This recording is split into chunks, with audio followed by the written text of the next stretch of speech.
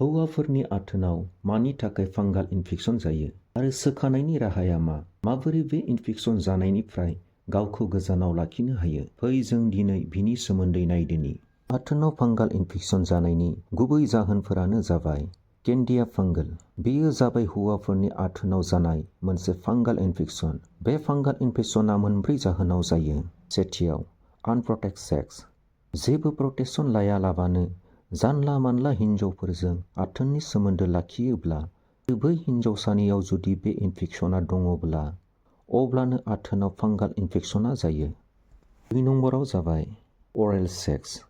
Aryl sex खालामनायनि थाखायबो बे इनफेक्शना जायो जुदि हिन्जावसानि खुगायाव माबाफोर इनफेक्शन दङब्ला।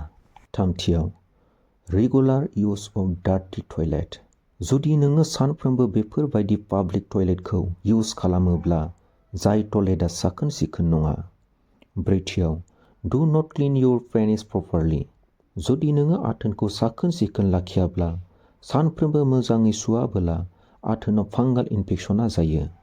बेनि सिम्पटम्सफोरानो जाबाय rashes, discharge from penis, itching, inflammation, redness, pain. गावखौनो माबायदि साबधान लाखियोब्ला आथोन इनफेक्शना जाया? सेथियाव, आथोनखौ जेब्लाबो साखोन सिखोन लाखिनो नांगौ। नैथियाव, आनप्रटेक्टेड सेक्स खालामनायनिफ्राय जानगाराव थानो नांगौ। थामथियाव, अरेल सेक्स खालामनायनिफ्रायबो जानगाराव थानो नांगौ।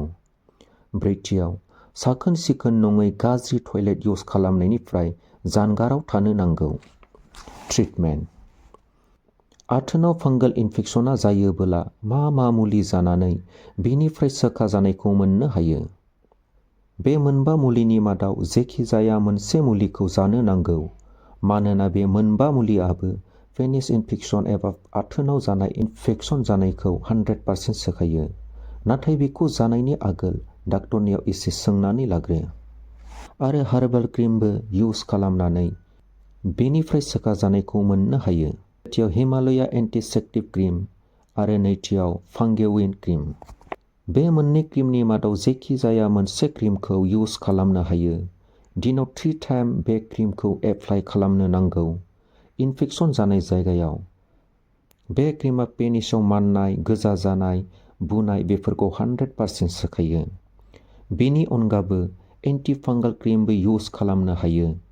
स्क्रिनआव होनाय बेफोर एन्टि फांगाल क्रिमफोरखौ इउज खालामनानै आथोनाव जानाय फांगाल इनफेक्शननिफ्राय सोखाजानायखौ मोननो हायो।